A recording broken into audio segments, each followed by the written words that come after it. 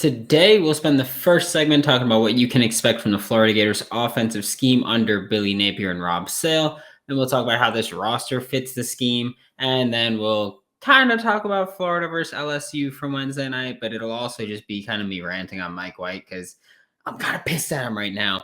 Only here on Locked On Gators. You are Locked On Gators, your daily podcast on the Florida Gators. Part of the Locked On Podcast Network, your team every day.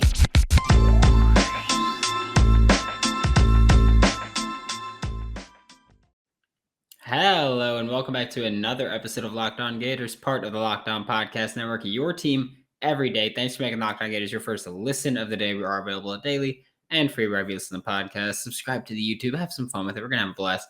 Happy Friday. I am Brandon Olson. You can find me on Twitter at WNS_Brandon. I'm also the founder of Whole9Sports.com, where you can find all of my written work. Getting into it, we're going to talk about Billy Napier and the offensive scheme. Last week, we talked about Patrick Toney and the defensive scheme that he'll be bringing to Gainesville. This week, offensive. Yay. Well, today, offensive. Billy Napier he's, what we are expecting is run-heavy offense. Billy Napier has described his offense as ground and pound before, and yes and no. It's ground and pound in the sense of we're going to run the rock a lot. But I feel like usually when you talk about ground and pound, you're talking about more of a power run game, a gap run game. That's not really Billy Napier. What we're looking at is more of a modern day, I almost said traditional, but it's like wide zone is very new, so it can't be traditional wide zone because traditional wide zone doesn't exist. It is the modern day, primarily wide zone heavy offense. For those of you who don't know, that does not mean that there's no inside runs. There still will be a lot of runs directly at the gap, but with the wide zone scheme, you kind of give the running back the final say in which gap they are going to hit. So, because of course with zone blocking, you're not necessarily going up. I'm going for that guy right there. A lot of it's just we're all blocking to the left, and obviously if the running back's on the right, we're blocking to the left, and we're going to let the running back make the call. That's what we're going to see a lot of in Gainesville. That's very similar to what we saw with Dan Mullen. Dan Mullen did like to run zone blocking schemes, but Billy Napier is even heavier invested in the zone blocking scheme, and we will see a lot of it. We'll also see things like counters. You can expect a lot of pre-snap motion, which is great because especially when you're throwing the ball, I am a big fan of using pre-snap motion to kind of help you read what the defense is doing. Of course, if there's a man that follows and shadows that receiver, if it's just a shift, whatever it might be, I'm a big fan of using pre-snap motion. So I'm happy to see that Billy Napier is going to use a lot of pre-snap motion. He used a lot of pre-snap motion at Louisiana. He ran the ball a lot at Louisiana. I believe he ran the ball, or as a play caller, he's run the ball about 55 to 60% of the time. So that's great for us. We're going to see runs. We're going to see passes. We're not going to be a one-trick pony in any sense. Not that we were with Dan Mullen, but I'm just saying it's not going to be a one-trick pony. You could expect to see slightly more screens than we saw last year from Florida. Florida called screen passes on about 14% of their passing plays last season. And granted, the quarterback play for Florida wasn't great, and the quarterback play for Louisiana wasn't great. But Levi Lewis, I think he's got less arm talent than Emory or Anthony Jones, or Anthony Richardson. But Napier called screens about 17% of the time, so it's not a huge difference. You probably won't even notice the difference or the difference in frequency of play calling, just because, that's so minuscule. 3% over the course of the season is not that big, but that's what we're looking at. We're going to see probably a couple more screens. I think that we'll see more running back screens this year with Billy Napier as opposed to under Dan Mullen, because Dan Mullen likes to run wide receiver screens. I think we're going to see more running back screens, which I'm excited for because we have a lot of talented running backs, and they're going to be rotating in a lot in Gainesville. So get used to that. We will likely see less quarterback runs than we saw under Dan Mullen, which, that's fine with me. I've been very open about, Damian Pierce needed more carries. Malik Davis needed more carries. Naquan Wright needed more carries. I wanted to see Lorenzo Lingard. I wanted to see DeMarcus Bowman. But instead, our leading runner in terms of carries and yards was Emory Jones, which, again, Emory Jones is a very good runner. But I want to see our running backs run the ball. We will likely see less quarterback runs. Levi Lewis is a mobile quarterback, but even he didn't have a ton of designed runs. He did get a big chunk of his yardage through scramble play, which is fantastic. Because if you can create yards as a runner, then that's wonderful. You don't have to get the design game plan there. That's fine with me. I think it's also important to note that there will be less quarterback runs and that the offense will be less reliant on quarterback runs, because that opens the door for guys like Jack Miller III. Jack Miller III, he's mobile enough to get the job done. He's got serviceable athleticism, but he's not a running quarterback. So for him to be able to hand the ball off more often than anything else without really changing the fundamentals and the foundation of this offense is big. And again, we'll talk more about scheme fit in the next segment.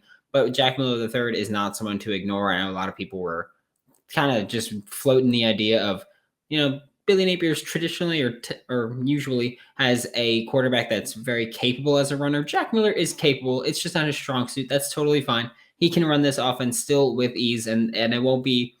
It's not like we're really cutting off the legs of this offense. That's not really what we worry about. The passing game under Billy Napier pretty much ignores the intermediate game, that 10 to 20 range.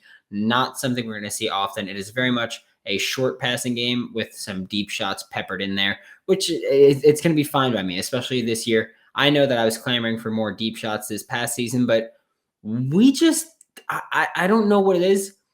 I feel like the receivers weren't aggressive enough. I feel like the quarterbacks weren't aggressive enough, even when deep passes did get dialed up.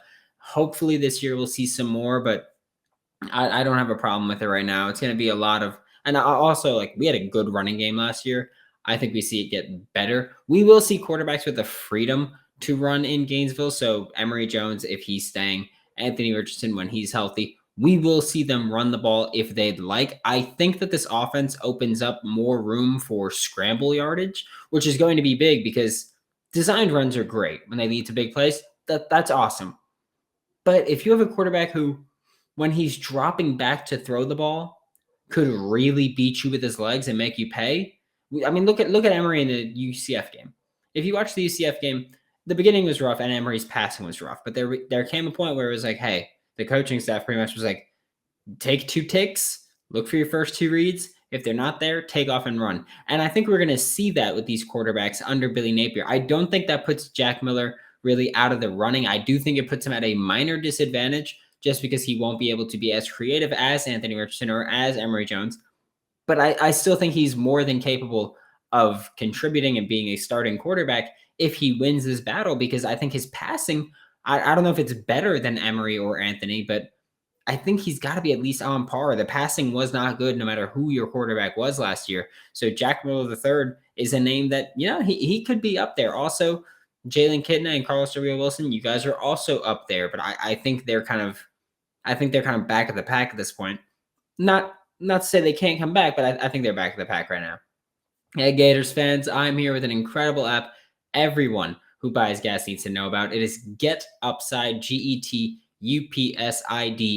My listeners are making up to 25 cents for every gallon of gas every time they fill up. Just download the free Get Upside app in the App Store or Google Play right now and use promo code SCORE, that is SCORE, and get a bonus 25 cents per gallon on your first fill up. So that's up to 50 cents per gallon cash back on your first fill up. So obviously make sure that thing's running on E and then fill her up and maximize your return there. There are some people who are making a couple of $100 a month just using Get Upside. So make sure to download the free Get Upside app.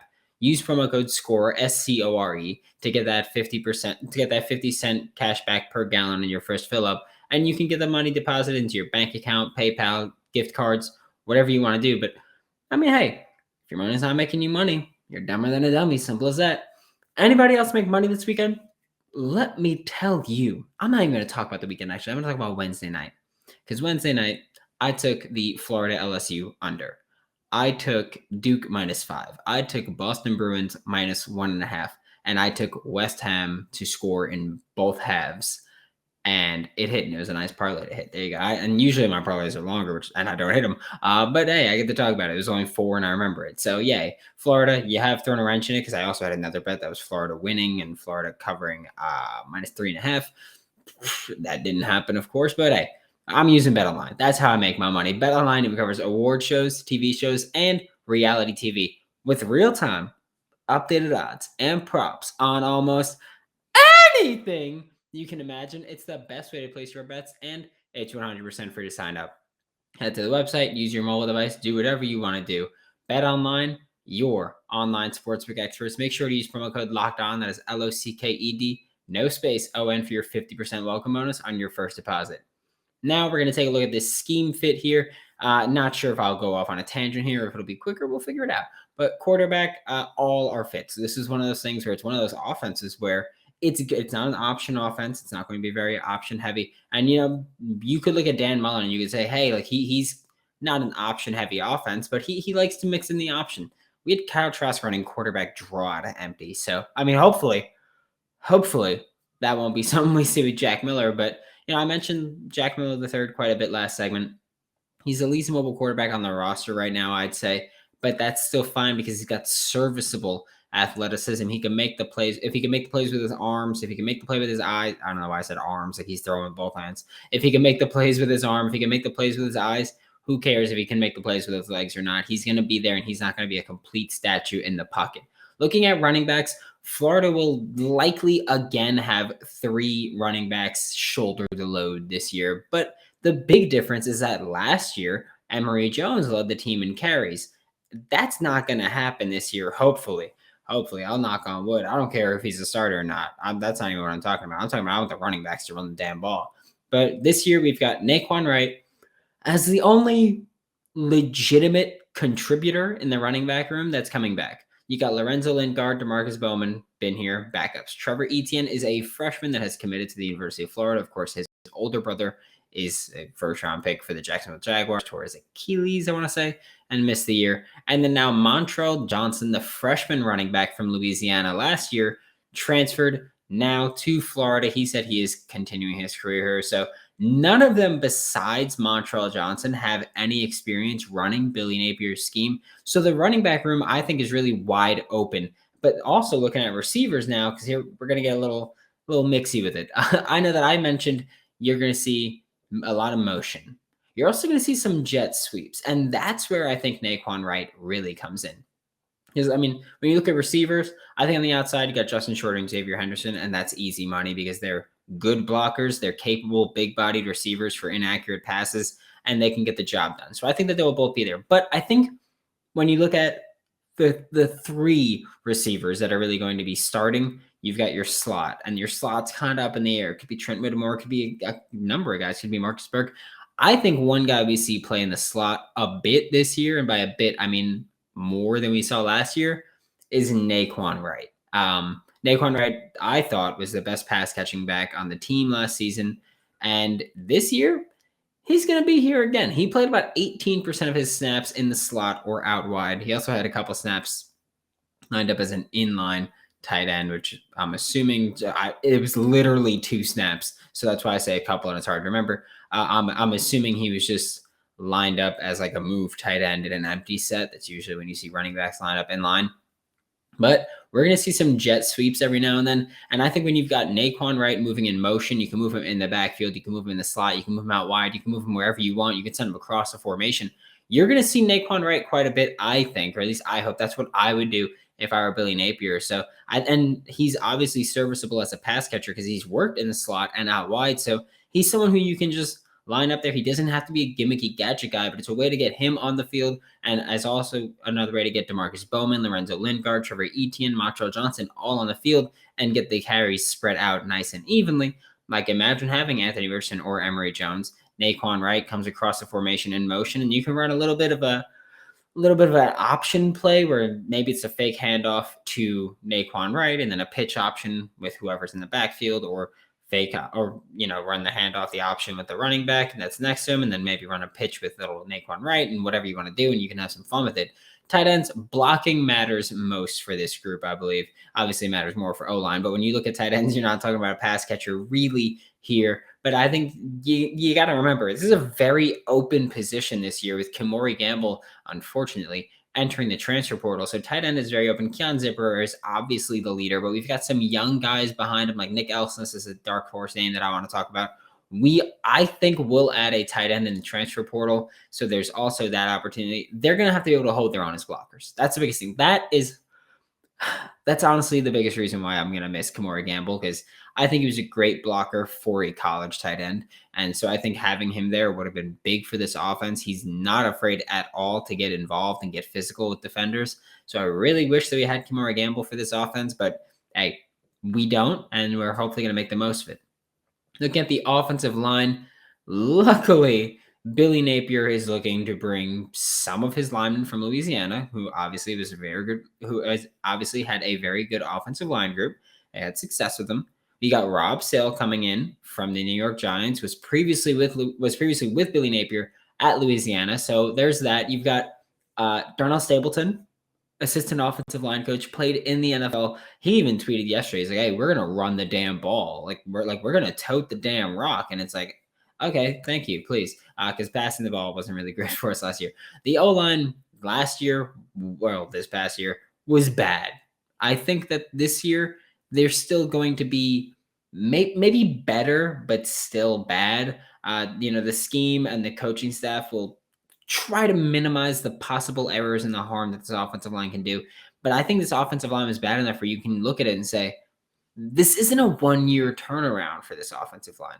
You've got to bring in, and I get it. We're bringing in some guys from Louisiana. We're bringing in some high school recruits. I think it's not a 1-year turnaround. And you're going to look at who you've got on roster and say, look, you're an upperclassman, but you're not it. And young guys are going to play. I think we're not done seeing movement on this offensive line is what I'm getting to. Whether it's additions, subtractions, I don't know what it's going to be. I think we're not done seeing movement along this offensive line. I wouldn't be shocked at all. If I would be shocked if we did stop seeing movement. That'd be weird to me. But the offensive line, you got a ways to go. Luckily, there are multiple coaches focusing on it. And Billy Napier's going to be involved, and the scheme should help. But I'm not super stoked for this offensive line. It is a new year, so that means New Year's resolutions. If yours is about getting fit or eating healthier, I just had some cookies. I'm sorry. Make sure you include Built Bar in your plan. I'm really bad at keeping mine because usually it's getting fit. This year, I just genuinely don't have one. I'm just like, hey, man, I'm just trying to make it through the next day, New Year's resolutions suck for me. I have a sweet tooth, and they're almost always to get into shape or get better shape whenever I do set one. Again, didn't this year. But my weakness is the sweet tooth. But luckily, I can replace that with Built Bar. I'm trying to eat healthier, but I also just ate cookies, so who cares? It's already coated in 100% chocolate, and most bars have 130 calories and just 4 net carbs, which is what matters to me more than anything else, along with 17 grams of protein. Throw out the hidden stashes of Reese's, Kit Kat, Snickers, Twix, whatever you want, and just get Built Bar so that you don't have to worry about sneaking around. You don't got to feel like a little scummy, Built Bar is always coming out with new limited time flavors, so you'll never get bored. And if you do like the same old thing, guess what? They'll probably still have that. Use promo code LOCKED15 to get 15% off of your next order. That is locked, LOCKED15 at built or builtbar.com.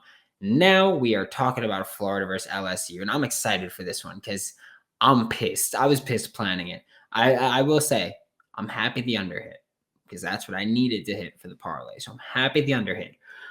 But that's about all I'm happy about, really. Dylan Sanders, who's been on Locked On Gators before, he tried trash talking me a little bit about the loss. And here's the thing. And I said this to him before the game, too, and I said it after the game. I don't care. I genuinely, I'm at the point where I don't care about the loss. And I'm not saying the season's an L throughout. I'm not saying that. But I am saying a win or a loss does not really matter to me. Because either way, I win. That's where I'm at. If we win, dope. That's a W. That's great. If we lose, we are one step closer to getting rid of mid-major Mike, as so many Gators fans so politely call him. And look, like I said, I'm not someone who's looking to call for people's jobs. I'm not trying to be hot takey like that. But guys, enough is enough, or at least at what point is enough? I feel like a broken record saying it so many times because I said it in late spring, early summer, whenever it was that Mike White signed a contract extension. That's when I said this. I've said it multiple times on Locked On Gators. I've said it multiple times on Twitter. He got extended, and it was disheartening for me because it felt like at the University of Florida, which is typically and historically a very prestigious program and a very successful program, committed to mediocrity. And I don't like that because last year wasn't a great year, and then he got an extension. And it's like, why are you extending someone who's not exceeding expectations or who's not finding consistent success? Mike White has a 62% win percentage in his 7 years in Gainesville, including 2016 when the Gators had a 75% winning percentage. Never have they hit over 62 aside from that 1 year. The Gators are 0-3 in SEC play, and I get it. All three games were against top 15 teams. Cool. But it's been 7 years of Mike White now. Your roster isn't good enough. Guess what, Mike? You build the roster. So if the roster's not good enough, you're not good enough at building your roster.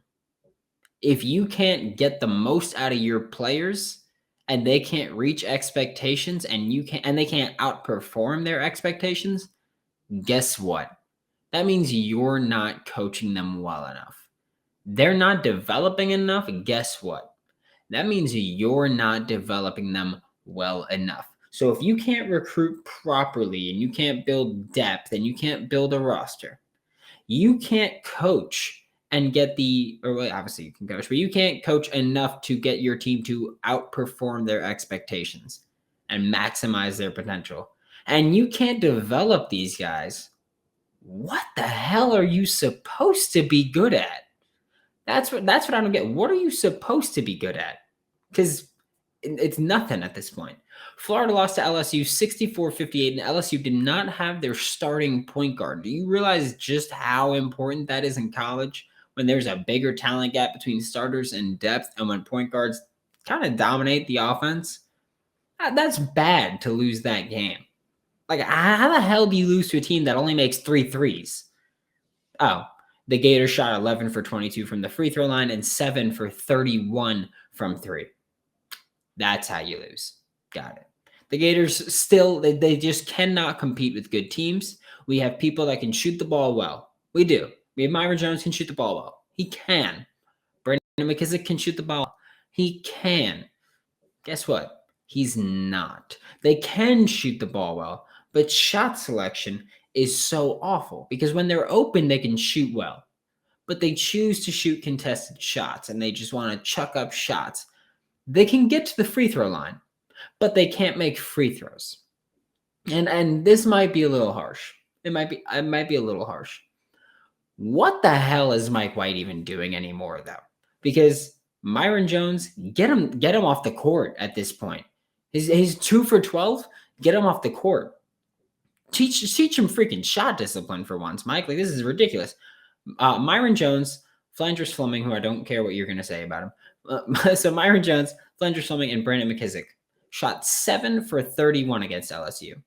Like I said already, because that's very convenient and coincidental, that's the same shooting percentage that the Gators shot from 3. It's the same number of shot makes and shot attempts from 3. And the Gators just could not find success either way.